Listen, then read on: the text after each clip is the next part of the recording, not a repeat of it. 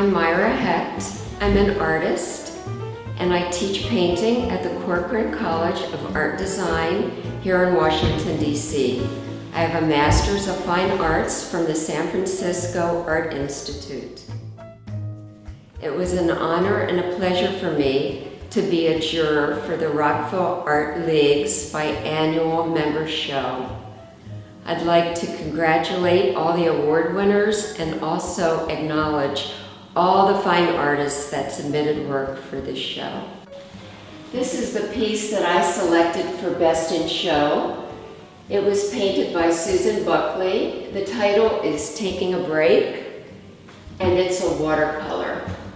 This piece, to me, exemplifies the marriage of form and content. I feel that this piece is a utopian wish for the planet, that given the environmental issues that we've had, that someday with care and love, our planet will be restored to beauty and health.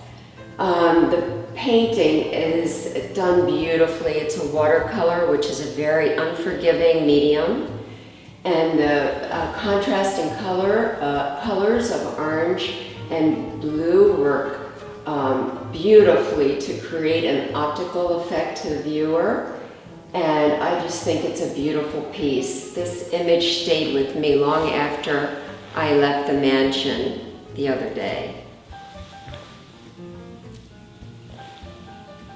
This is the piece that I selected for first place in the oil painting category. This is a beautifully painted piece. It's painted perfectly, very hard-edged, and it has a real feeling tone. I think that the green sort of night vision color and pink give it an eerie feel, and it's very mysterious. Right here, I think everyone can see, it looks like a little shrouded figure moving off of the table. And so I'm wondering what happened here. There's definitely something mysterious that's going on in this painting. So I think the meaning really comes through, the mysterious quality of this piece really comes through. And I want to just add, I know it's hard to see if you're watching a video on the internet, but the surface of this painting is very beautiful. It's matte and very smooth, and it has an unusual dry feeling for oil paint. It's done very well. So I think this is a stylistic effect that Robert Lamar, the artist, does repeatedly, and he does it beautifully. This title of this piece is called Jam and Honey. This is the piece that I selected for first place in the watercolor category. It was painted by Karen Norman.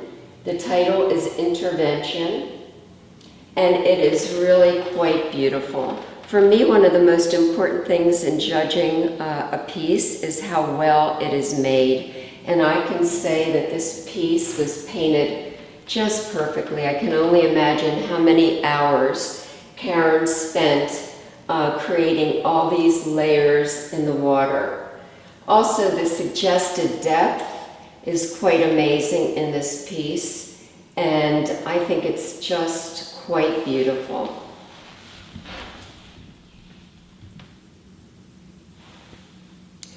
This is the piece that I selected for first place in the experimental and mixed media category. This piece is by Harriet Gordon, and the title is Matrix Rig, and we can see the rig right here, sort of off-center in the painting.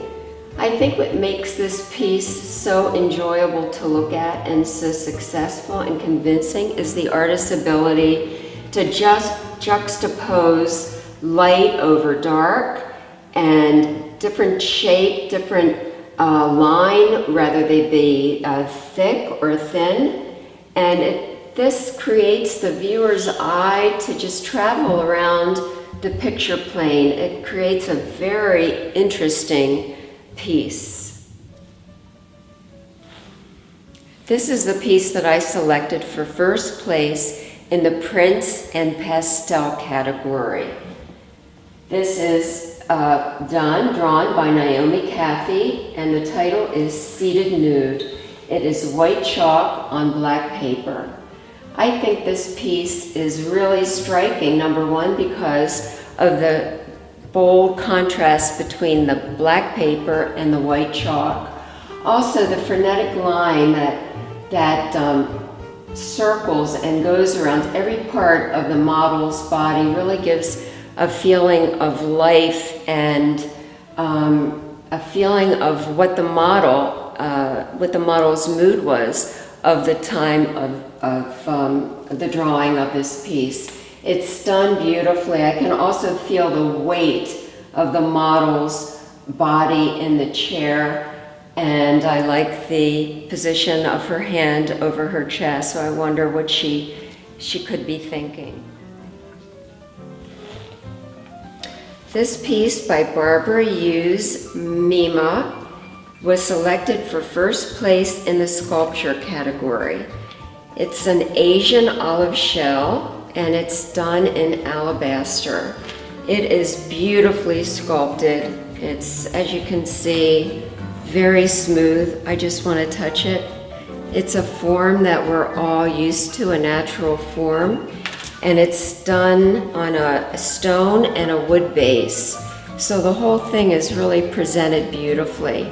I think it's a great example of a very successful and convincing sculpture.